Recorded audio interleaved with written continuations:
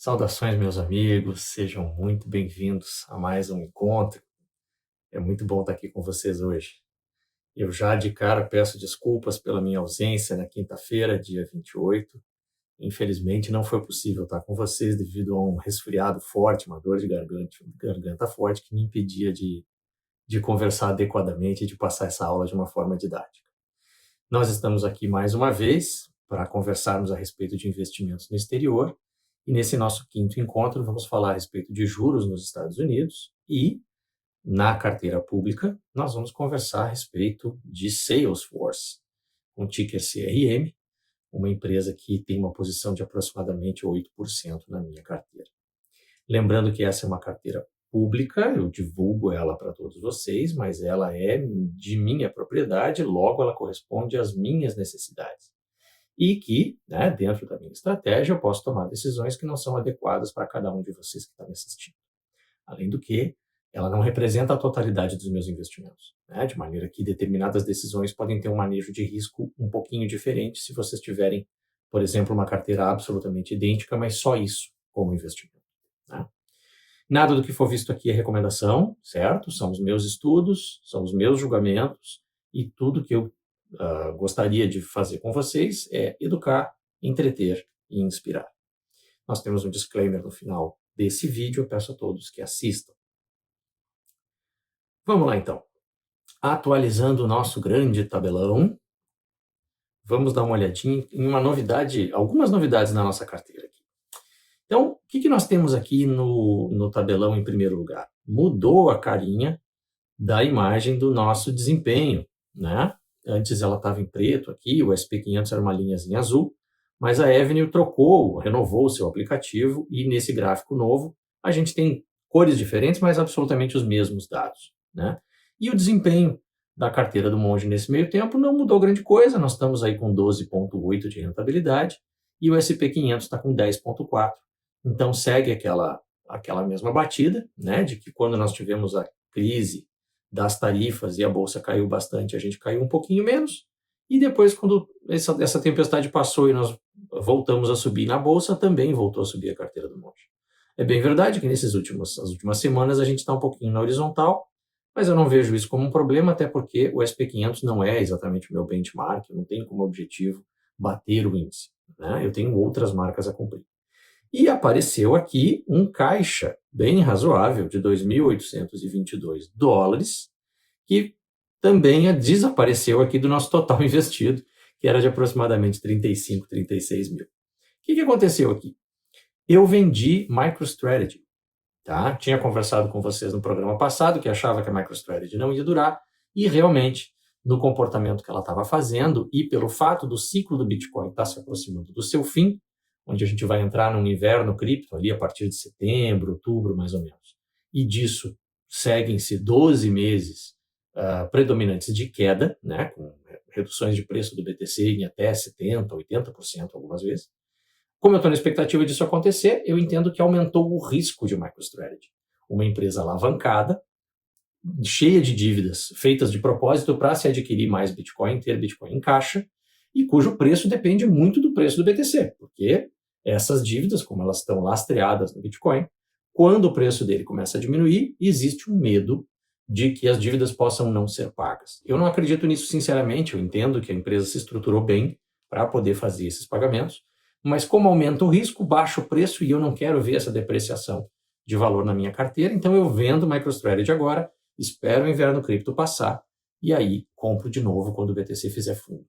Não sabemos ainda em que preço, não sabemos ainda a data exata, vai depender de alguns outros fatores, é verdade. A gente não tem uma bola de cristal, mas pelo que sempre fez o ciclo do halving no preço do BTC, agora seria a hora de tirar justamente essas posições alavancadas e esperar melhores dias no futuro.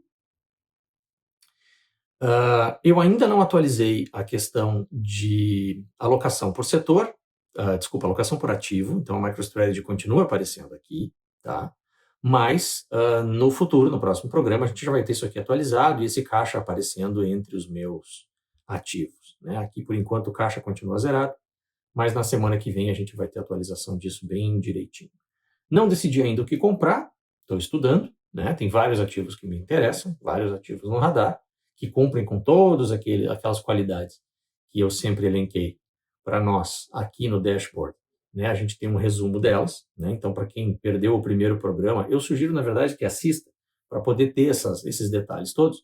Mas para quem perdeu o primeiro programa, lá a gente detalhou um pouco mais cada uma dessas características aqui, e eu estou buscando a empresa que mais se encaixa, principalmente nesta regra de ouro aqui, que é nunca acrescentar um ativo que reduza a qualidade ou a previsibilidade do portfólio já adquirido. Então, MicroStrategy saiu, tem que entrar uma outra empresa onde o risco seja menor, a previsibilidade seja maior, a qualidade seja maior, até para justificar essa troca. Beleza? Aqui nos nossos dividendos a gente tem algumas coisinhas a mais que eu quero verificar com vocês. A primeira delas é a progressão na jornada para a prosperidade. O que é esse 100% aqui? O que é essa minha bandeirinha quadriculada? Ela é o meu objetivo final de aposentar com dividendos com esta carteira rendendo 24 mil dólares de proventos ao ano, o que hoje equivale aí a aproximadamente 130 mil reais, ou 2 mil dólares por mês, um pouco menos de 11 mil reais mensais. Para isso, obviamente, a gente vai buscar o aumento desse yield on cost, o crescimento estimado do payout, que estava em 10 inicialmente e agora está em 10,42, eu quero que ele chegue em 15. Então vamos trabalhar para que isso aconteça. Do ponto de vista de proventos por ativos, como isso aqui é a expectativa do ano, nada mudou. Nos nos dividendos pagos efetivamente, o último, que eu acho que eu já reportei na semana passada, foi Costico, né, que foi pago no dia 16 de agosto, um total de 91 centavos, e a gente está, por enquanto, com a conta em 622 dólares e 66, né, pagos até agora, o que projeta até o fim do ano um dividendo total de 946 dólares com 96 centavos, que está presente aqui no comecinho dessa nossa curva. Hoje, em 2050, ela termina em 11 mil dólares líquidos de dividendo pago num ano, e a gente quer aumentar isso aqui, então, para 24 mil, cumprindo, então, os nossos 100% da jornada para a prosperidade. No momento, a gente está em 3,95% desta corrida toda aqui, né? Então, estamos longe, vamos juntos, devagarinho, passo a passo, vocês vão poder me acompanhar a cada uma das minhas decisões e, se Deus quiser, a cada uma das minhas conquistas. Hoje eu troquei a minha água por um cafezinho quentinho, porque a garganta ainda não está o bicho. Então, de vez em quando, eu vou precisar molhar o bico com café. Vamos lá. Salesforce, empresa com ticker CRM, listado na Nasdaq. Vamos estudar hoje este ativo com um deep dive, né? Vamos dar uma mergulhada funda nos fundamentos deles, nas características, nos produtos e tal. Quem é a CRM, né? Quem é a Salesforce? A Salesforce é uma empresa de serviços digitais. O que significa isso?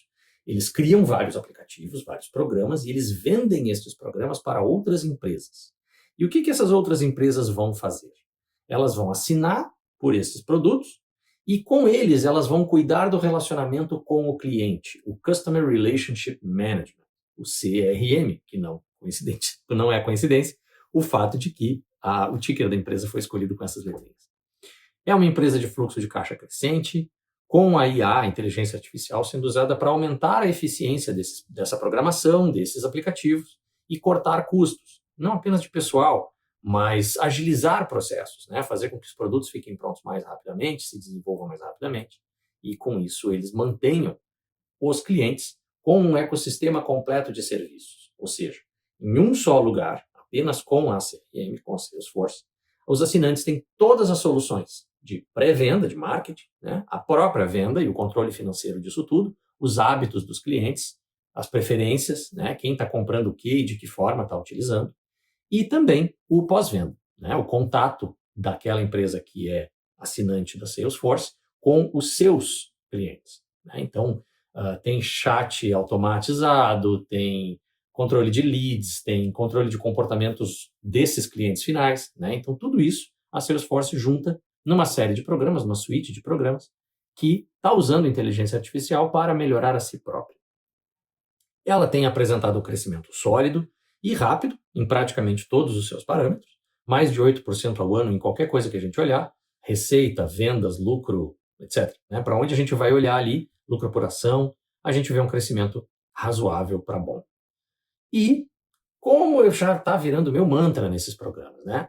Ela está descontada porque o mercado acredita que a IA vai comer o almoço de todas as empresas de software. A minha tese é justamente o contrário, né? E dessas empresas que a gente viu até aqui, a Adobe, a Salesforce e nós vamos ver a seguir a Duolingo, são empresas que estão justamente em queda por conta deste medo do mercado, de que a IA, com soluções in-house, né, ou seja, o próprio cliente do ChatGPT, do Grok, do Gemini, vai utilizar esses programas para bolar coisas que hoje a Adobe faz, a Duolingo faz, ou a Salesforce. E a minha ideia é de que não é isso que vai acontecer. Os meus indicadores me dizem que não é isso que está acontecendo, né? Porque essas empresas seguem gerando resultados muito bons até agora, e não há indícios de que elas vão ser atacadas, no curto prazo pelo menos, pela inteligência artificial. Muito pelo contrário, o coding, que é muito importante para essas empresas desenvolverem melhores softwares, está sendo usado dentro delas, né? Então, com a inteligência artificial, o coding está mais fácil, a aplicação da inteligência artificial nesses produtos torna eles mais personalizados, mais interessantes para os clientes. E aí eu vejo a Salesforce como uma empresa que vai se aproveitar da inteligência artificial para manter o seu market share e não o contrário. Posso estar errado, não tenho bola de cristal, então é importante que vocês avaliem por sua conta também se acreditam que essa tese está certa ou não. Beleza? Websites. Vamos ver, em primeiro lugar, o site do Monge Investidor, mongeinvestidor.com, que não tem BR. E aqui nós vamos olhar na área de artigos alguns presentinhos que eu deixei para vocês. Tá? Eu coloquei no blog essa semana que eu não pude gravar, né, já que eu estava de garganta estourada, eu aproveitei para escrever. Tá? E aí eu fiz o estudo de Salesforce, mergulhando mais fundo do que nós vamos aqui nos fundamentos, nas características da empresa, em muitos números e tabelas. Então, é um texto de profundidade um pouco maior para quem realmente quer saber mais a respeito do papel. Eu fiz um texto a respeito da minha tese de investimento com relação a estas empresas, né? Por que eu acredito que a inteligência artificial não vai afundar as empresas de software. E também escrevi um texto a respeito do discurso do Jerome Powell, que vai mexer, né, na taxa de juros, que abandonou a meta de inflação dos Estados Unidos, e aí tem todos os desdobramentos que a gente vai falar um pouco aqui, mas que quem quiser fazer um mergulho mais profundo, mais denso, pode ler estes textos. E um alerta importante, todos eles vão ficar abertos até a virada do mês. Tá? Ali pelo dia 5 de setembro, nós vamos fechar o blog somente para os assinantes. Tá? Então, fora o último post de cada semana, né, aquele post final que é o que está no topo da pilha, todo o resto vai ser de leitura exclusiva para os nossos assinantes. Então, quem quiser experimentar o blog agora, leia bastante, corre lá, aproveita, tá? Porque depois isso aqui vai ficar apenas para a galera que está em um destes 3 programas de assinatura. Ok? Bom, nós temos aqui o site da própria Salesforce, aonde eu quero mostrar para vocês os produtos que eles oferecem.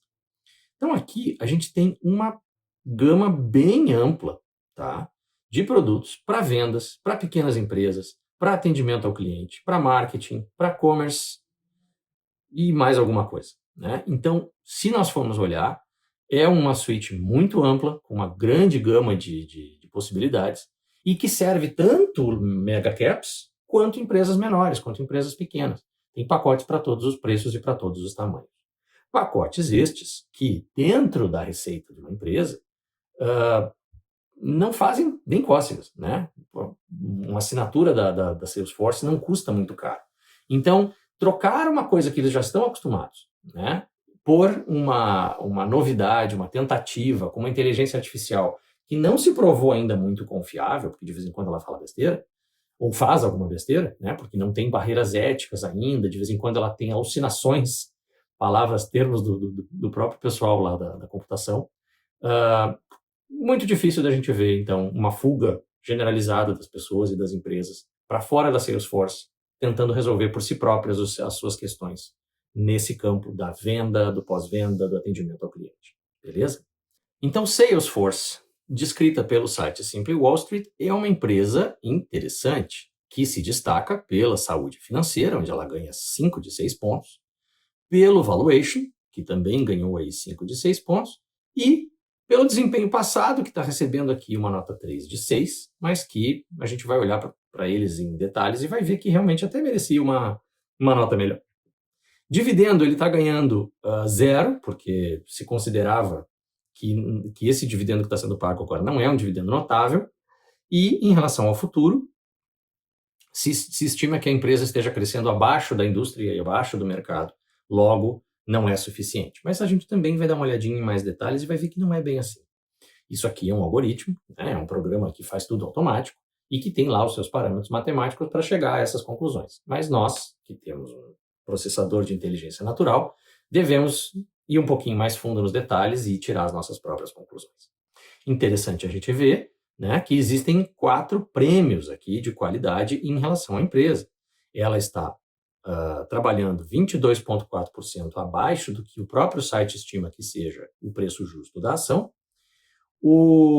A previsão, né, o guidance de earnings, que é a margem de lucro, está prevista crescer, esses lucros estão previstos crescer em 14,45% por ano, repara, é um crescimento bem bom, né?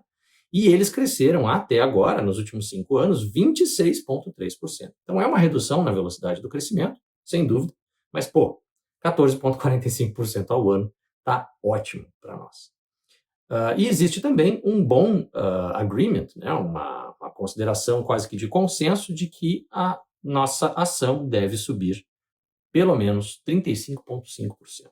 Também é legal que a gente passou aqui, né, no Risk Analysis, então não há riscos importantes no papel dentro de uma série de parâmetros que o site utiliza para a gente ver se está tudo ok com a segurança, com a sustentabilidade do crescimento, né, do pagamento de dividendos, eventualmente, o rumo em que as coisas estão indo em termos de dívidas. Então, vários dados ali entram nessa conta para que a gente se sinta seguro em relação ao papel.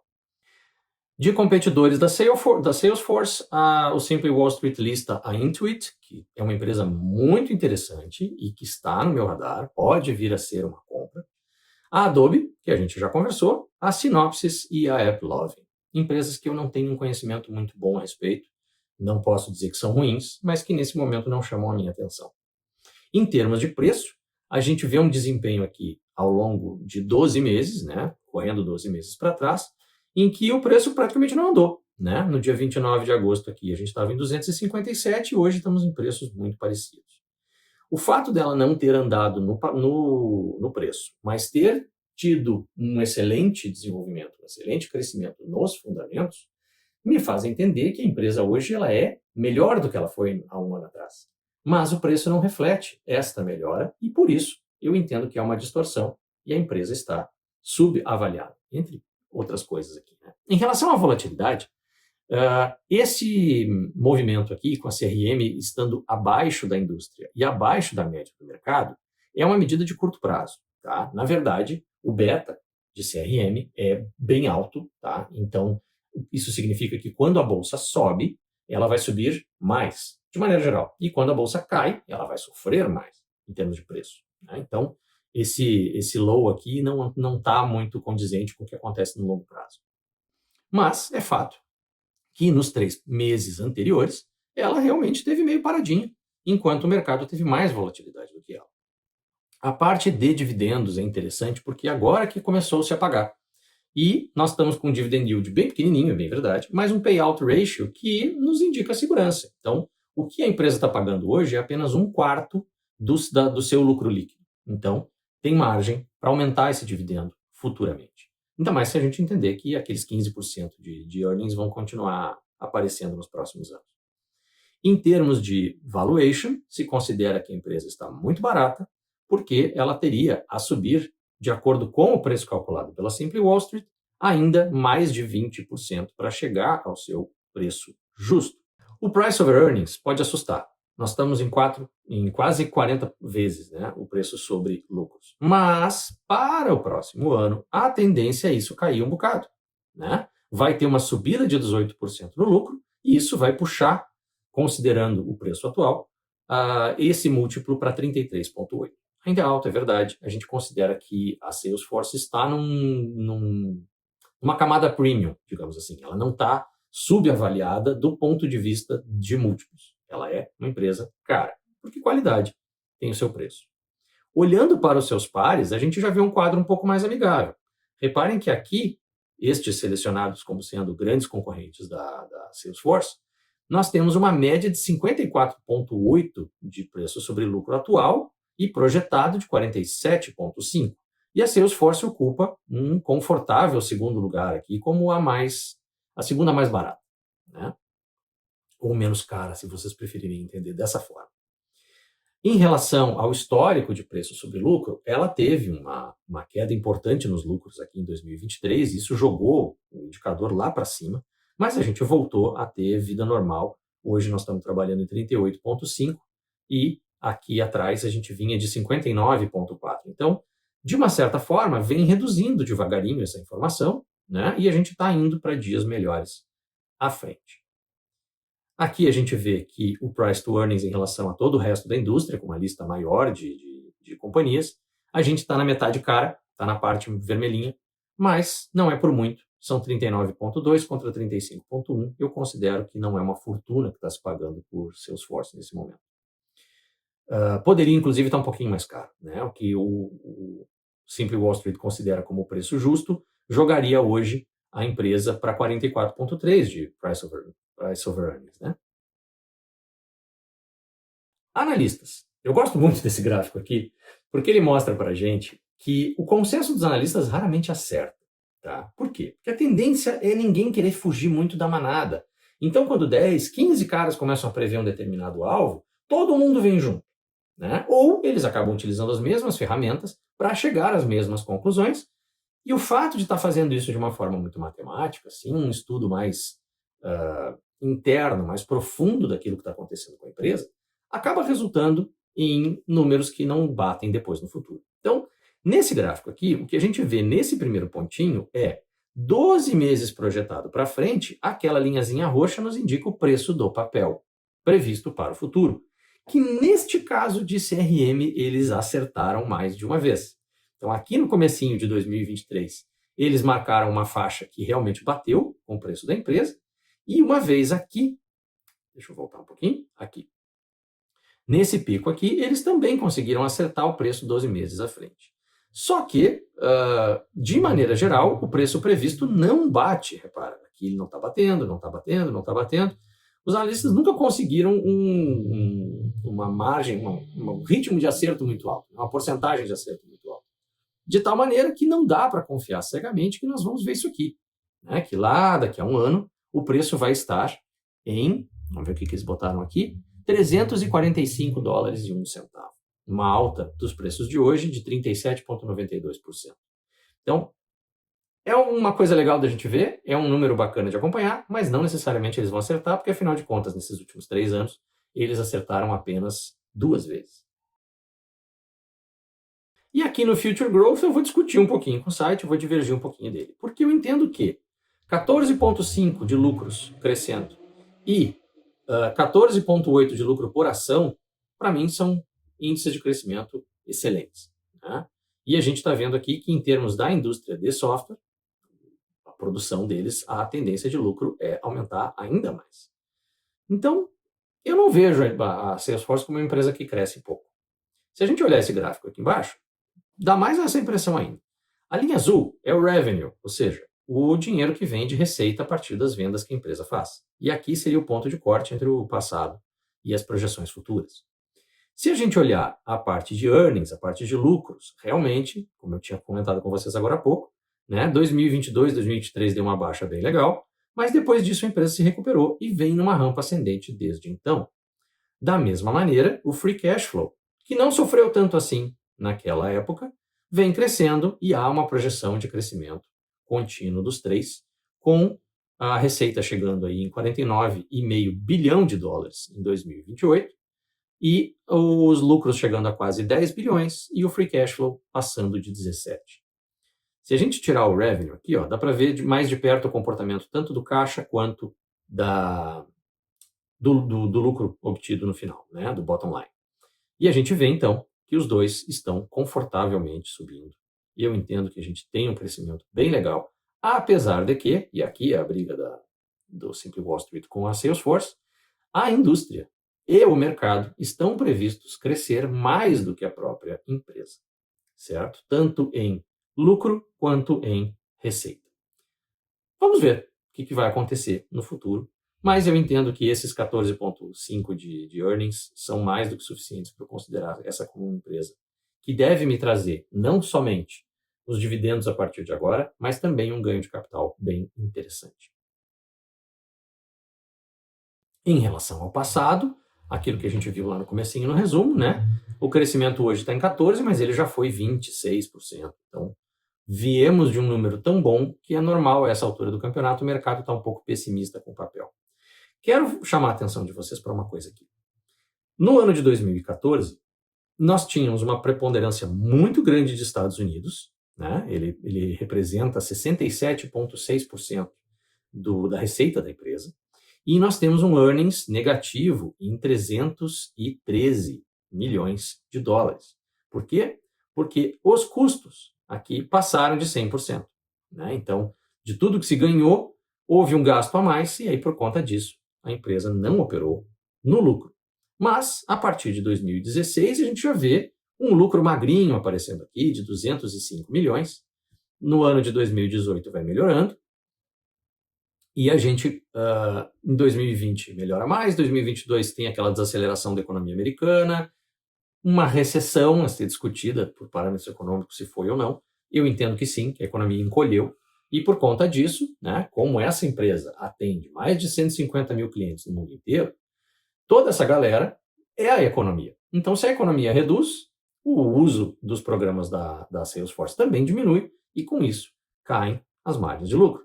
Mas hoje a gente está de volta a confortáveis 6 bilhões de dólares aqui, né, que representa um gross profit de 20,7%. E os americanos continuam aqui representando 61,7% da receita, mas a gente não pode desconsiderar a Europa, a região da Ásia e do Pacífico e as Américas do Sul e Central, que estão consumindo os produtos da Salesforce. O que mais, meu pessoal? Vamos ver aqui a questão de crescimento em relação ao mercado. Né? Então, nos 5 anos anteriores a esta análise, ela cresceu bem mais em termos de lucro e, no último ano, ela já não foi tão forte assim. Ela teve em 13,4% e a própria indústria cresceu 17%, coisa que é apontada aqui embaixo com um xizinho vermelho, para mostrar o descontentamento da Salesforce a respeito disso. Em relação à saúde financeira, nós temos uma tranquilidade muito grande. Né? A gente tem uma dívida baixa, ativos em abundância para o pagamento dessa dívida e, inclusive, se a gente for olhar o caixa versus a dívida, a gente vê que a empresa hoje tem em caixa mais dinheiro do que ela deve. Então, esse é aquele uso inteligente do crédito, que é feito para expansão, que é feito para aplicar na própria empresa e trazer uma rentabilidade maior do que o juro que eventualmente vai ser pago por ele. Né? E há uma tranquilidade muito grande em relação ao pagamento da dívida, se necessário, porque a empresa tem esse dinheiro na conta corrente. Vocês dificilmente vão ver alguma empresa das nossas avaliações aqui com esse vermelho muito grande, muito fora do controle, porque justamente ela deixa de nos interessar, certo? Aqui está o gráfico de dividend yield, que não nos interessa muito. Vamos dar uma olhada nos pagamentos que vieram acontecendo aqui ao longo dos trimestres, tá? Então começa no finalzinho, em março de 2024, e o último foi pago aqui em junho de 2025, né? 0,416 dólares por ação. Se a gente olhar o earnings per share, a gente vai ver que do momento em que se iniciaram os pagamentos para hoje, a gente tem um lucro muito maior. E isso nos indica que provavelmente na virada do ano a gente tem algum anúncio de aumento desses dividendos. Então eu vejo um quadro positivo para a empresa, apesar da gente estar operando hoje num dividend yield bem miserável. Como nós falamos antes, né, 25% dos lucros estão sendo dedicados agora à devolução de dinheiro para os shareholders, né, para os acionistas. Isso significa uma segurança legal E em relação ao caixa, então nem se fala, né? 13% do caixa já pagaria o dividendo anual previsto para a dona Salesforce. Aqui a gente tem uma empresa que me interessa bastante, tá? Que é a Columbia Banking System. Como um exemplo de excelente pagadora de dividendos, esta daqui é uma das candidatas que pode aparecer na carteira na nossa próxima filmagem, no nosso próximo encontro. Muito bem. Aos gráficos. Então, aqui o que a gente vê? Tá? Eu vou até tirar essa flechinha amarela daqui para a gente olhar a maravilha, o espetáculo, a obra de arte que é essa curva de Free Cash Flow per Share, ou seja, o fluxo de caixa livre por ação. A gente vê aqui que 2006, 2008, até 2011, a empresa não tinha grande destaque nesse sentido, ela ainda estava lutando para crescer e para sobreviver. Mas a partir do momento, aqui em 2012, que ela aumenta o seu Free Cash Flow bruscamente, nunca mais a escadinha foi para baixo. E nos últimos anos a gente tem tido uma aceleração espetacular destes ganhos, o que deu espaço, abriu, né, uma margem de segurança bem bacana para que eles fizessem, então, os seus primeiros pagamentos de dividendos. E esses dividendos estão, como a gente já avaliou, muito abaixo do Free Cash Flow, tem uma margem de segurança maravilhosa, tem tudo para que as duas coisas continuem a crescer. Ganhamos, então, o selinho de nota máxima, tá, para o Free Cash Flow e aguardando melhores resultados, né, aguardando o crescimento efetivo desse dividendo para dar a mesma nota aqui embaixo para os dividendos. 0,47 era o dividendo na virada do trimestre. Hoje eu acho que ele está, na verdade, a Simple Wall Street falou em 0,7, mas acho que está em torno de 0,51, 52, tá? Pela cotação de hoje, quando eu estou gravando esse programa. Nós vimos também uma diluição dos acionistas que correu até o ano de 2023, tá? Então, desde aquele comecinho ali, a gente vê que a emissão de ações novas, como bonificação, como algum tipo de crescimento, né, da quantidade, prejudica aqueles que já têm o papel, mas essa conta aqui desconta, né, o Free Cash Flow per Share, desconta a emissão de novos papéis. Então, o que nós estamos vendo aqui é um ganho efetivo para o acionista que já comprou lá atrás, independente de termos a emissão de novos papéis ou não. Porém, de um tempo para cá, repara, em 2023 foi o pico e depois disso nós começamos a ter buybacks, começou a diminuir um pouquinho. O pico aqui de emissão foi 1 bilhão de ações e hoje nós estamos em 962 milhões. É uma redução pequena, é verdade, a gente precisa aguardar um pouco mais para ver se isso vai continuar assim também em tempos mais difíceis, porque nesse momento a gente está vendo a empresa crescer rápido, mas a ideia é que houve uma virada de chave aqui, né? Houve um amadurecimento do papel, com o início dos buybacks e com o início do pagamento de dividendos. A empresa se sente firme o suficiente para isso, o que é também o significado de que a prioridade não é mais o crescimento alucinado, como a gente viu nos anos anteriores. Em relação à margem de lucro, ela foi uma loucura no passado, né? A gente vê aqui, por exemplo, que em 2013 ela esteve negativa em quase 9%, e aqui, em 2023, ano daquela crise econômica, daquela redução, ficou praticamente no 0 a 0. Mas rapidamente a empresa se recuperou. Hoje ela está trabalhando com uma margem de lucro aí na casa dos 16%, segundo o TradingView. Analisando o preço, nós temos aqui, né, a partir de 2008, quando ela fez aquele fundão por causa do crash, a quebra do Lehman Brothers, toda aquela grande crise financeira que aconteceu aqui, nós entramos em um canal de alta, onde os preços começaram a cutucar essas duas linhas paralelas, tanto na parte de cima quanto na parte de baixo, né? Criando então uma formação que eu considero bastante interessante de tendência de alta, que não acontece apenas pela linha que une os fundos, mas também pela linha que une os topos. É muito bom de ver um canal de alta e é muito fácil de operar um canal de alta. Tocou aqui embaixo, compra, tocou aqui em cima, vende. Se o cara for trader, se ele for investidor, ele pode optar por ficar com a empresa mais tempo, porque, afinal de contas, ele não tem motivos nos fundamentos para se desfazer do negócio. Fato é que hoje a gente está neste gráfico aqui, em que cada candle é um mês, né? Nesse mês de agosto, nós estamos fazendo um candle que particularmente ele é um candle de alta, é um candle altista, não altista, né, mas altista, um candle que deve impulsionar os preços para cima e que tocou com a sua pontinha aqui, com o seu preço mínimo, na linha de tendência de alta. Então, o que a gente vê aqui é uma boa possibilidade de nós rompermos topo histórico a partir daqui, da gente fazer uma alta forte a partir daqui, até porque, em termos de indicadores, o nosso RSI, ou IFR, já encontrou esse valor aqui como piso em outros momentos, o valor de 50. E hoje ele está abaixo de 50, entrando na área sobrevendida. Claro, não está aqui em 30, porque não tem como chegar em 30. A última vez que nós tivemos uma queda monstruosa, que foi aqui em 2022, 2023, foi a 37, e na primeira, que foi a grande crise financeira, também na casa do 37. Então a gente não vai ver o verdinho aqui embaixo do indicador, ele não vai cair para 30, a menos que a empresa entre em tendência de baixa, o que eu não vejo muita chance de acontecer. Tanto que realizei 2 entradas. Eu costumo sempre fazer assim, quando eu compro um papel a primeira vez, eu faço uma entrada pequena, eu às vezes me aventuro a pegar a faca caindo, né? O troço quando está em queda livre, está baixando todas as semanas, vai chegar um ponto em que eu vou considerar aquela queda suficiente e vou entrar.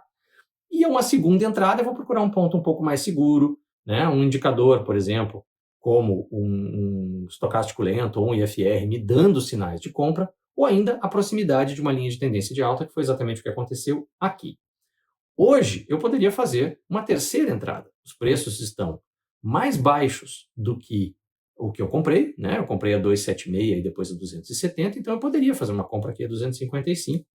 Só não estou fazendo porque eu entendo que a quantidade que eu adquiri já é suficiente para a minha tese de investimento, que juntando essas empresas de tecnologia, de software, que podem ter uma briga ou não com a inteligência artificial, o conjunto dessas empresas já está em 25% do portfólio. Então, arriscar mais dinheiro do que isso numa tese que eu não tenho 100% de garantia, me colocaria numa posição desconfortável.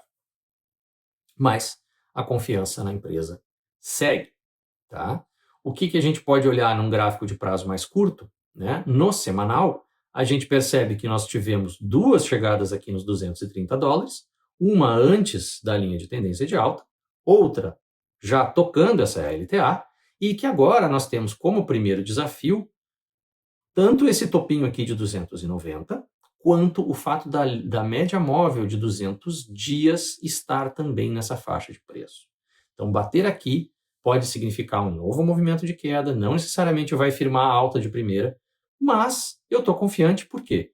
Porque aqui, ó, no semanal, nós já tivemos uma mudança de humor, né? A amarelinha subindo para cima da branca significa que a gente entra em tendência de alta, pelo menos no curto prazo, e considerando essa batida aqui, considerando o nosso candle mensal, o fato de que nós já devemos ter esse candle fechado em poucos dias, porque vamos estar virando o mês em seguida, a gente tem tudo, então, para desafiar e, quem sabe, romper isso aqui, buscar o topo histórico na casa ali dos 370, para então ver um novo recuo e uma tentativa de rompimento desse valor para 400 em diante. Repare, eu acredito que desses movimentos futuros, o que a gente vai ver, então, é um desafio da média móvel de 200, pode voltar a cair, pode ter um segundo movimento aqui, mas antes da virada do ano ainda, eu acredito que a gente vai vir testar aqui o topo histórico, né? Então, isso aqui seria uma previsão para dezembro, janeiro. Os analistas estão dizendo que daqui a 1 ano, daqui a 12 meses, nós vamos chegar nos 350. Eu acho que a gente vai além, tá? Por quê? Porque uma vez chegando no topo histórico, não deve romper de primeira, a gente deve ter um recuozinho, mas uma vez respirado o papel, respirado o mercado, a gente tende a virar o ano de 2026 mais para o lado dos 400, 410 dólares.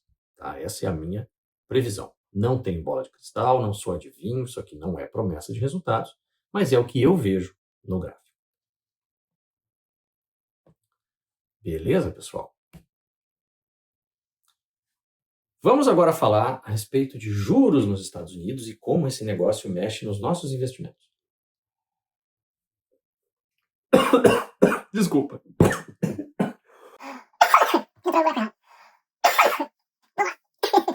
Não vou morrer no meio do programa, não se preocupe. Seu Jerome Powell, nessa figurinha, nos lembra que quem define a taxa de juros de curto prazo, que seria o equivalente a Selic lá nos Estados Unidos, é o Federal Reserve. Eu ainda vou precisar tossir mais. Acho que agora foi. Vamos lá. Então, o que disse o Federal Reserve na sua última grande reunião, lá em Jackson Hole, no mês de agosto? O Jerome Powell deu uma declaração que eu entendo como bombástica. Eu entendo que o mercado está dessensibilizado. Isso não é só o mercado financeiro, né, gente? Eu entendo que a humanidade como um todo está dessensibilizada e que eventos absolutamente absurdos são colocados como coisas normais. Muitas vezes, cheguei a chorar aqui, muitas vezes aparece na imprensa como uma coisa normal e a população dá de ombros, como se aquilo, né, não pesasse nas suas vidas, não representasse algo muito bom ou muito ruim, mas principalmente quando é muito ruim.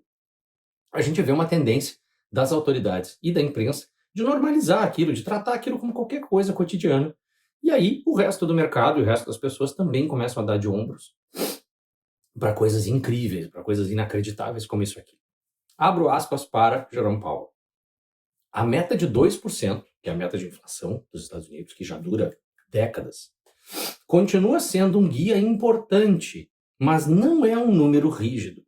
Devemos considerar o contexto econômico mais amplo, incluindo o mercado de trabalho e o crescimento. Gente, o cara chutou a meta de inflação para o espaço. Isso é muito grave. Isso é muito importante. E eu não conheço os bastidores de Washington, eu não sei o quanto a pressão do Trump foi determinante para que ele tomasse essa medida.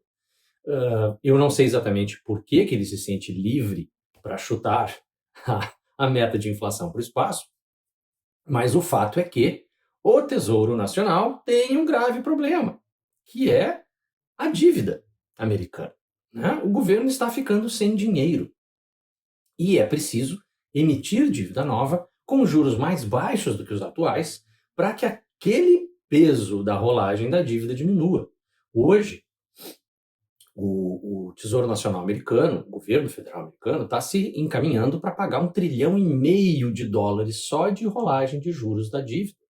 E os títulos do Tesouro hoje são de curtíssimo prazo. Eles estão vencendo nos próximos meses e nos próximos 1, 2 anos, em grande quantidade, mais da metade. De tal maneira que rolar estes títulos para um juro mais baixo é muito importante. Então existe, a gente sabe, uma pressão em cima do Federal Reserve para que ele reduza os juros, mesmo que não seja o melhor em termos econômicos. Em termos de controle da inflação nem se fala, né? Depois de uma declaração dessas, não tem mais o que dizer. Mas o fato é que o governo quer dinheiro, quer pedir dinheiro emprestado, quer se endividar, segue deficitário e por conta disso o Tesouro Nacional tem essa bomba na mão. O que acontece com os bancos e com o crédito privado? Quando o juro baixa, facilita para as empresas ir buscar dinheiro nos bancos, né, buscar financiamentos, ou emitir os seus próprios títulos, né, de debêntures, no caso. Quando existe uma abundância de crédito, existe criação de moeda. Nós falamos sobre isso também no encontro passado. Então, o crédito, ele é moeda nova sendo imprimida do nada, né, sendo criada do nada e espalhada na economia através dos tomadores de crédito. Então, aqueles caras que pegam dinheiro emprestado em grande quantidade, governo federal, bancos e empresas grandes, esses caras vão receber o dinheiro primeiro e com isso eles vão comprar coisas. Coisas que com esse dinheiro em circulação vão ficar mais caras depois. Inclusive para o Harris mortal, trabalhador, quando recebe o salário no dia 5, tudo que ele precisava para viver já ficou mais caro porque essa grana que caiu na mão dos bancos, do governo e das grandes empresas já correu pela economia à medida em que eles foram comprando coisas, bens e serviços. Então, a tendência com a redução dos juros é o aumento do M2 e, posteriormente, a alta dos preços, que é o conceito de inflação hoje aceito na maioria das entidades, mas que eu considero que a inflação é exatamente esse processo do criar dinheiro do nada e aumentar a quantidade de dinheiro em circulação. O aumento dos preços é uma consequência e os índices de preço ao consumidor, a gente sabe, sofrem uma manipulação para representar um número sempre menor do que aquele que é o real custo de vida da população. E em relação à curva de juros, o quadro é um pouco mais complicado.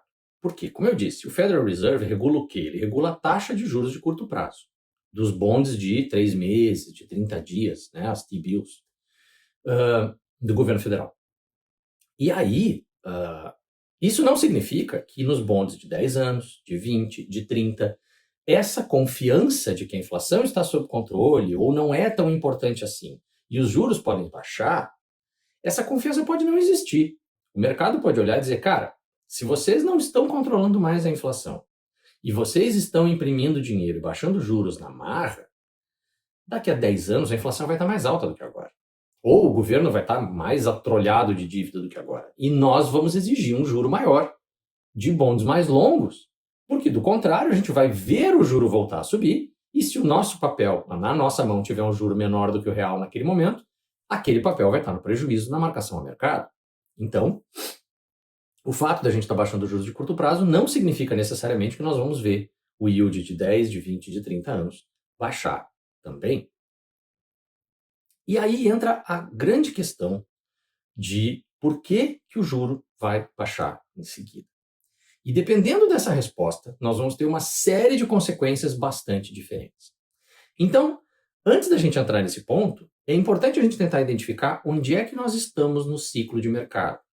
Por mais que os economistas keynesianos digam que o ciclo não existe mais, que os bancos centrais falem em amortecimento da volatilidade, de uma tal forma que a gente vai entrar num paraíso de crescimento gradativo, sem bull markets a ponto de bolha e sem bear markets a ponto de depressão, a gente sabe que isso é uma fantasia, né? Caindo na real, caindo no que diz a Escola Austríaca de Economia, a geração de crédito gera bolhas, né? Então, quando a gente tem muito dinheiro para ser emprestado, as pessoas fazem coisas estúpidas com esse dinheiro, investem em negócios que não dão lucro, projetam muito para cima num evento de manada o preço de alguma determinada commodity ou de uma determinada ação, e essas coisas não correspondem ao seu valor intrínseco, então lá pelas tantas vem tudo abaixo, desaba tudo, e acontece o que a gente vê no final desse gráfico do ciclo, né, quando o mercado entra em medo, em capitulação e em desespero.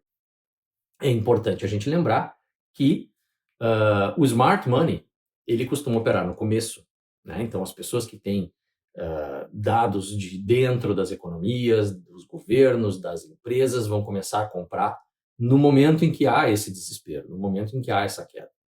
Os investidores institucionais, que vão acompanhando essa normalidade da economia e ela voltando a crescer, entram cedo quando a gente, retail, ainda compra pouco, porque tem medo de tudo que aconteceu, está traumatizado com tudo que aconteceu e correu da bolsa. Quando é que o público em geral volta para dentro da bolsa? Quando as coisas começam a subir em disparada.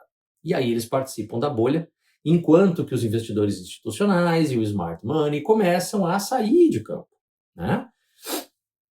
E o que acontece depois? Quando quebra tudo, quebra na mão de quem sabia menos. Quebra na mão dos não profissionais. Nesse momento, onde vocês acham que a gente está? Será que nós estamos na área em que os investidores institucionais estão comprando ou nós estamos no momento em que o retail está comprando?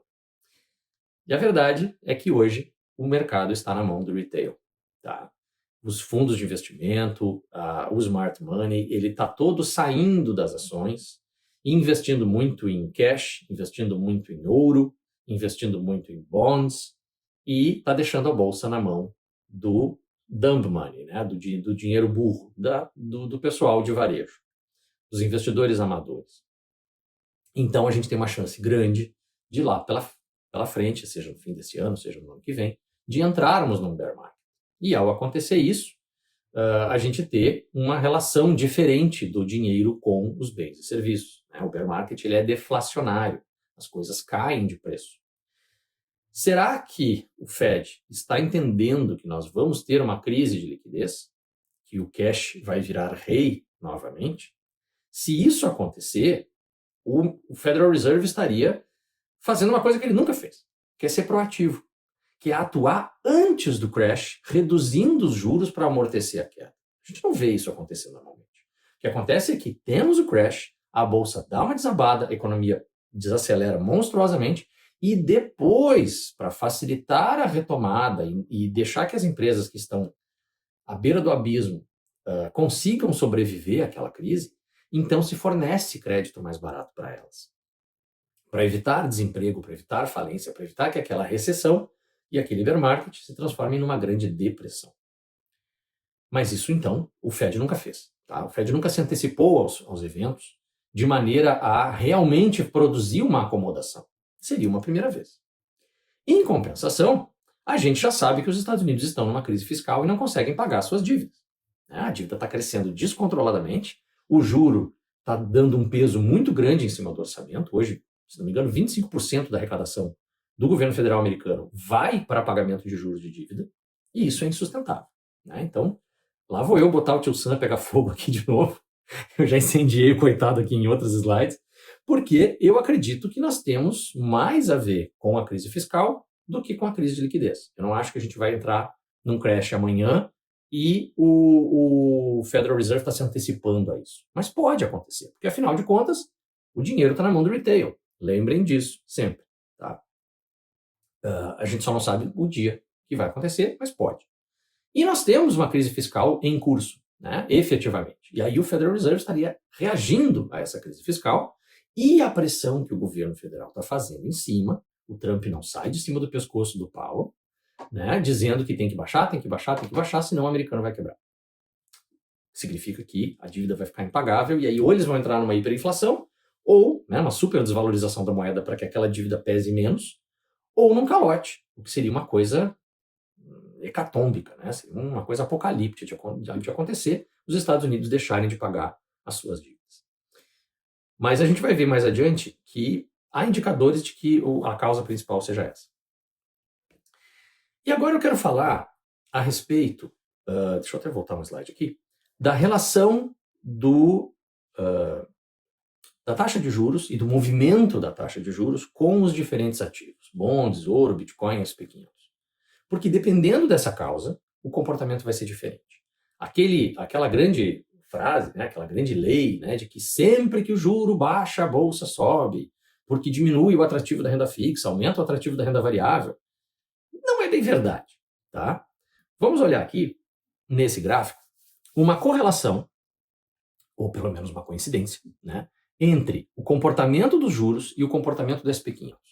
Na parte de cima do gráfico, onde está escrito Fed Fund Rates, a gente vê flechinhas para baixo, em vários momentos, em azul, e que no mesmo momento correspondente, nós temos também flechinhas azuis de crescimento do SP500, de crescimento da bolsa. Ou seja, os cortes de juros nos anos 70, nos anos 80, nos anos 90, foram benéficos para a bolsa. Por quê? Porque esses cortes, eles estavam acontecendo ou depois de momentos de crise, ou seja, já podendo a bolsa subir, ou dosando de alguma maneira o freio da economia, que é a taxa de juros, liberando mais crédito, fazendo a economia crescer.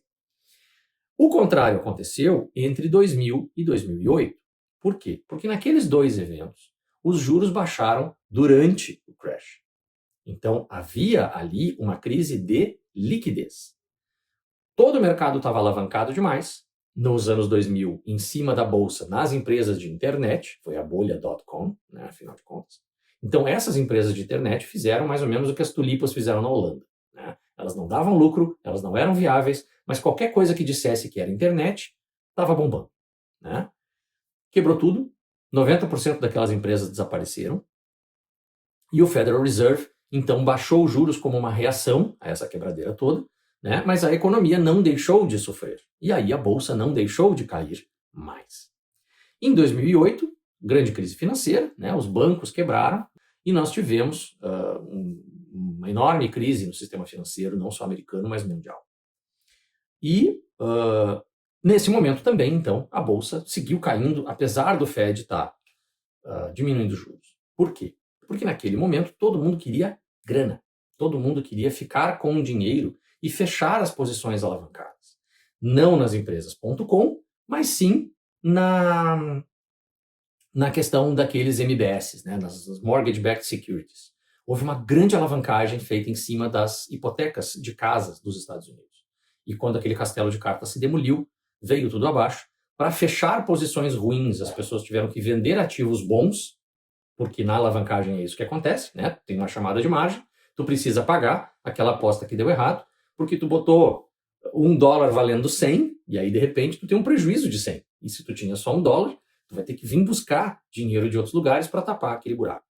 E foi isso que aconteceu. Então, a partir do momento que todo mundo quer dinheiro na mão, né, há uma crise de liquidez. Há pouco dinheiro no mercado, ninguém mais quer tomar crédito de jeito nenhum, ninguém quer se endividar. E por conta disso, então, a gente viu uma queda no S&P 500 andando junto com uma queda na taxa de juros do Federal Reserve. E depois, passada essa grande tempestade, a gente viu novos eventos de cortes na taxa de juros com melhorias da Bolsa. O que vai acontecer agora? A gente não sabe, não tem como adivinhar, né? Mas, como nós não estamos no início do precipício do crash de Bolsa, nesse momento, né? As empresas estão ganhando cada vez mais, o crescimento de margem de lucro, de caixa, todas as coisas que a gente vem avaliando como fundamentos das companhias até aqui, a gente está vendo subir, a gente está vendo ir para cima. Então, não me parece que nós estejamos na iminência de uma grande catástrofe que vá fazer a mesma coisa que essas flechinhas vermelhas fizeram aqui no passado. A ver, né? Depois a gente confere. Agora vamos entrar em alguns cálculos, não tão genéricos, mas mais específicos, tentando fechar o alvo naquilo que a gente está vivendo hoje. Então, por exemplo, essa tabela aqui, ela fala sobre cortes de juros quando a Bolsa estava muito perto das suas máximas históricas. Então, quando o S&P 500 estava a 2% ou menos do seu topo histórico e o Fed cortou os juros, o que aconteceu com a Bolsa? No intervalo de 30 dias, a gente não pode dizer que subiu ou que desceu, ficou 50% para cada lado. Mas 3 meses depois, 6 meses depois e principalmente 12 meses depois, os resultados são ótimos. Aquela última coluna ali da tabela mostra que em 100% dos casos, quando o Fed cortou juros com a Bolsa lá em cima, ou seja, sem crash, os ativos continuaram subindo, continuaram se valorizando bem, né? E não houve nenhum ano em que isso não tenha acontecido. Da mesma maneira, a gente pode olhar cortes de juros que aconteceram depois de uma pausa. Se nós lembrarmos bem, já tivemos 2 cortes de taxa de juros do Federal Reserve.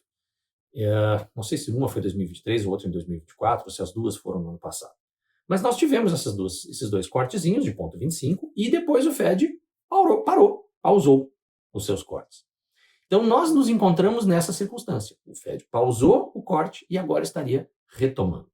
O que aconteceu no passado quando o Fed fez a mesma coisa? E o que nós vemos novamente, né, é que poucos meses para frente até não deu certo, né, a Bolsa caiu, mas depois de 6 meses para adiante, a Bolsa subiu, tapou aquele buraco que tinha feito e decolou. Então, teoricamente, nós estaríamos hoje numa situação favorável para ver os ativos de renda variável subindo. Transformando aquele gráfico numa tabelinha aqui, a gente vê, de novo, né, que do primeiro mês tem bastante vermelho, no segundo já começa a diminuir, no 6º mês já está quase sem nenhum, e a partir do 10º mês, tudo verde. Ou seja, um ano depois desse corte. Pós-pausa, né, que ele deu aquele degrauzinho, ficou com a taxa de juros parada, e depois voltou a cair. Nesse voltar a cair, um ano depois, a Bolsa estava para cima do valor original. Dessa forma, a gente entende que bonds vão depender muito da curva de juros, vão depender muito do comportamento da inflação, de como o mercado vai interpretar essa ação do Federal Reserve, de dizer que a meta de inflação não é assim, então meta, não precisa cumprir, se a gente atingir, a gente dobra a meta, sabe? Vocês já ouviram esse discurso em algum lugar? Então, vamos ver como é que o mercado americano vai interpretar isso, tá? Mas os bonds de curto prazo tendem a render menos, porque afinal de contas, né, eles vão depender dessa taxa básica, e os de longo prazo vão depender da reação do mercado em relação a isso que está acontecendo, né? Como é que a economia vai andar, como é que a inflação vai andar nos próximos meses, nos próximos anos. Se houver uma desconfiança em relação a isso, essas taxas vão continuar altas, o mundo vai continuar exigindo mais juros dos Estados Unidos, especialmente porque a condição fiscal americana já não é mais AAA, né? Já não é mais aquele grau de investimento suprassumo, o Tesouro americano não é mais o ativo mais seguro do mundo, porque, né, coisas ruins podem acontecer. Em relação ao ouro, tá? O ouro tende a subir quando o juro cai. Então, se esta queda de juros for sustentável, a gente vai ver o ouro subindo. Se essa queda de juros não for sustentável, a gente vai ver o juro tendo que subir de novo e aí o ouro toma um tombo. Mas, nessa questão fiscal americana, tem uma outra jogada. Os bancos centrais do mundo, pela primeira vez este ano, em muito tempo, têm mais reservas em ouro do que reservas em treasuries. Os títulos da dívida americana deixaram de ser o principal ativo de reserva dos bancos centrais. Eles estão comprando ouro. Então, a pressão compradora desse tipo de player, que trabalha na casa do trilhão, força o ouro para cima de um jeito que a gente provavelmente vai ver ele continuar subindo no futuro próximo, assim, 3, 5 anos para frente. Com relação ao Bitcoin, mais liquidez, né? Menores juros, mais crédito, mais dinheiro em circulação, a tendência é o Bitcoin subir. Porém, a gente tem a questão do ciclo do halving, a gente tem o inverno cripto chegando aí no final desse ano, começo do ano que vem. Então, eu não colocaria uma correlação direta dos juros com o preço do BTC agora, porque a gente está muito perto de um evento mais marcante, que é o inverno cripto previsto para essa virada de ano. E o SP500 a gente viu, né? A grande resposta do SP500 é depende. É uma crise de liquidez? A bolsa vai cair junto com os juros. É uma crise fiscal? É uma crise econômica? É uma tranquilidade em relação ao controle da inflação? Aí o SP500 sobe quando o juro desce, porque fica mais fácil para as empresas se alavancarem, pegarem dinheiro para fazerem novos investimentos, abrirem novas fábricas, explorarem novos mercados e por aí vai. Quem ganha nos dois cenários? A gente tem algum ativo que fica mais favorável nos dois momentos? O ouro e a prata, né, que eu boto os dois juntos, como os grandes ativos de segurança da história mundial, se for crise de liquidez, eles vão cair. Tá? A gente viu isso em 2008, a gente viu isso em 2000.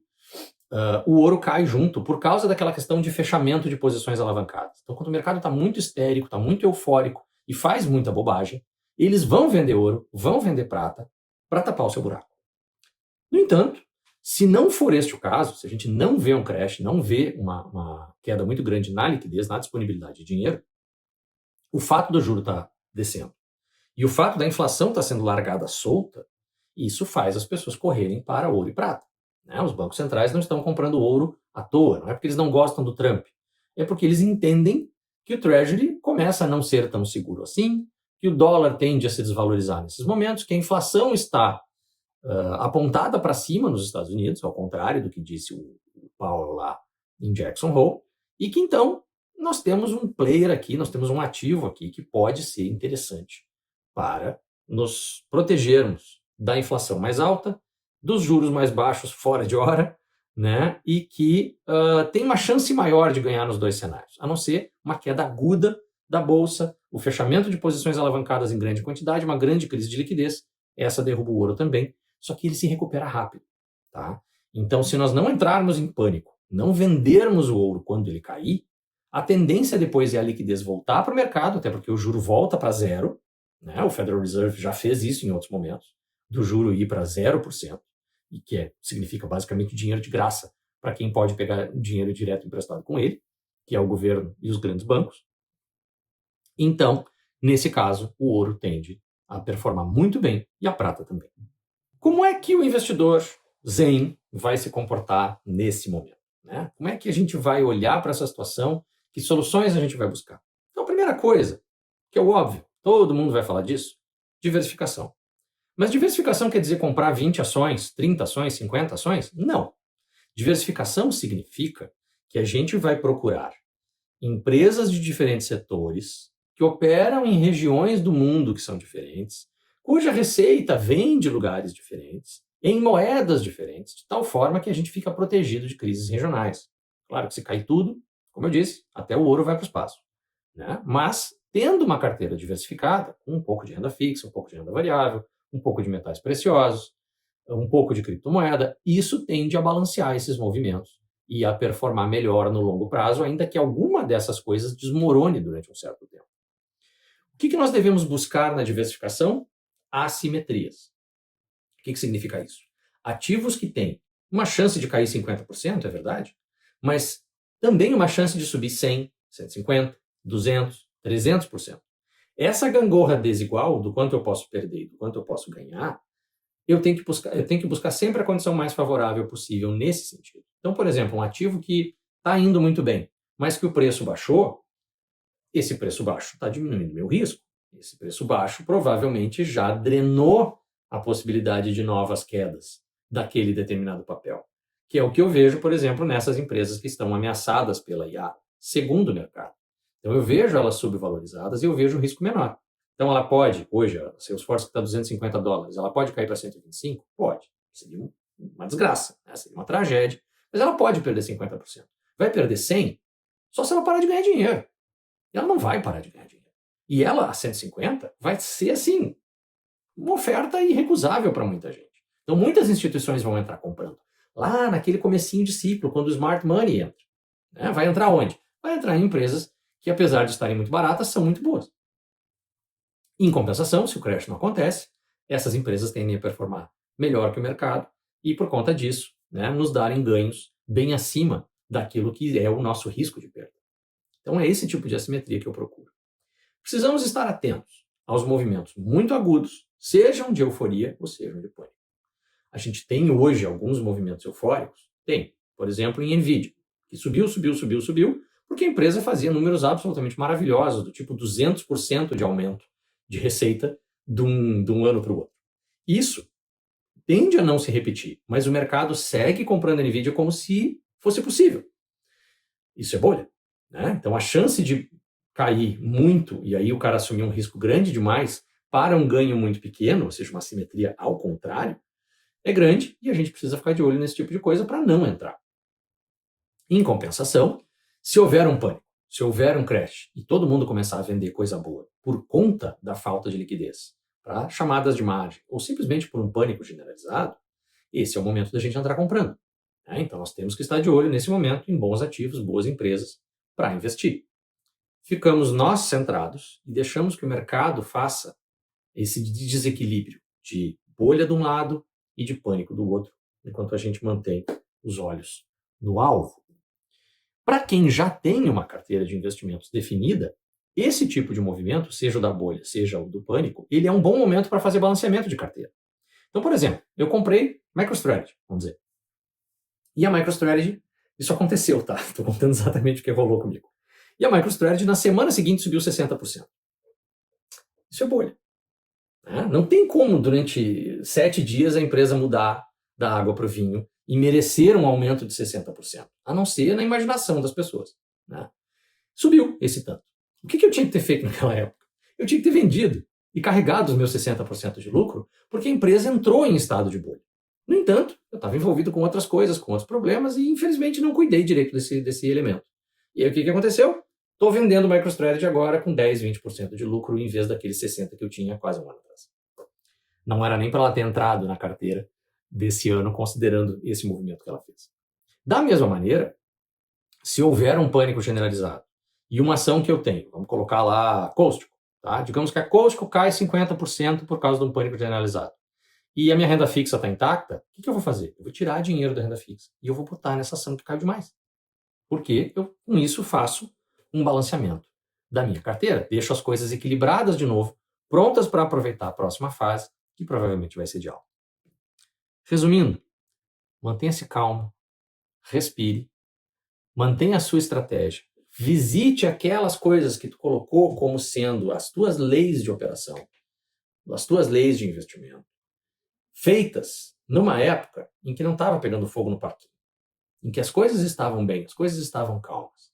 Aquele foi o momento em que tu decidiu certo. Na hora que está tudo pegando fogo, que tem gente correndo para um lado e para o outro, chorando na calçada, aquele não é o momento de tomar decisões, aquele é o momento de seguir o plano. Então não dá para esperar a crise para então olhar para a situação e dizer assim, cara, o que eu vou fazer com o meu dinheiro? Isso tinha que estar definido lá atrás.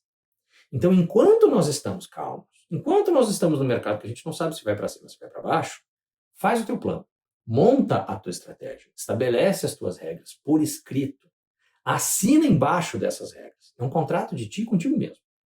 E segue esse contrato nos momentos bons e nos momentos ruins, exatamente como tu fez. Óbvio, não dá para fazer esse plano de maneira leviana. É preciso estudo, é preciso aconselhamento, é preciso ter um expert do lado, né, para fazer com que isso aí dê certo. É preciso entender o que é uma estratégia de investimentos. Então, pesquise isso, estude isso, para depois definir, e uma vez definido, seguir com disciplina. Isso vai te poupar muitas horas de sono e muito dinheiro também. Vocês concordam comigo em tudo isso que eu disse? Discordam? Têm uma opinião diferente a respeito da empresa que nós analisamos ou do cenário? Não deixem de fazer suas perguntas, os seus comentários, as suas reclamações. Aqueles que já seguem o Monge em mídias sociais podem mandar DM para a gente. Quem está conosco nos programas de assinatura tem meios privilegiados de conversar conosco a respeito disso. E o resto da galera eu peço encarecidamente que deixe os comentários aqui embaixo, porque eu leio todos eles e é através dos comentários de vocês que eu consigo, de repente, até questionar uma posição minha, né? Vocês podem, de repente, notar alguma coisa que eu não estou vendo. E também em relação ao produto, né? A este programa que a gente está fazendo todas as semanas, fora quando eu estou gripado, a gente pode melhorar, né? Então, se alguma coisa aqui não está rolando bem do jeito que vocês gostariam, por favor, nos avisem, porque é a partir da reclamação de vocês, do comentário, ou às vezes até do elogio, né? Para a gente entender que está acertando, é a partir desse tipo de input que as nossas correções ou as nossas melhorias vão acontecer. Terminamos, então, hoje a discussão de CRM e da taxa de juros nos Estados Unidos. Pode ser que a gente entre em Duolingo na semana que vem e converse um pouco mais a respeito de inteligência artificial, entrando naquele artigo que eu escrevi a respeito disso, né? Ou pode ser que a gente pare essa sequência e entre com o ativo que eu tiver comprado. Então, dependendo do que acontecer, a gente entra com Duolingo ou com alguma outra empresa. Mas vamos seguir ao longo do tempo, mais ou menos nessa linha aqui, não esquecendo que os nossos assinantes podem pedir ativos para a gente estudar mais para o final da temporada. Eu agradeço de coração a presença de cada um de vocês. É sempre muito bom a gente poder fazer essa troca de ideias. Eu fico muito feliz de estar realizando esse trabalho, porque a gente tem feito uma troca de energia muito legal com as pessoas que estão nos assistindo. Espero que continue assim. Espero estar fazendo um bom trabalho, estar merecendo de vocês o prestígio, o likezinho, a assinatura, o compartilhamento, mas principalmente essa resposta bacana que vocês têm dado em relação ao trabalho que eu estou desenvolvendo aqui. Espero vocês todas as quintas-feiras à noite. Salvo alguma emergência que aconteça, estarei aqui na semana que vem para a gente fazer a análise do próximo papel. Grande abraço e até a próxima.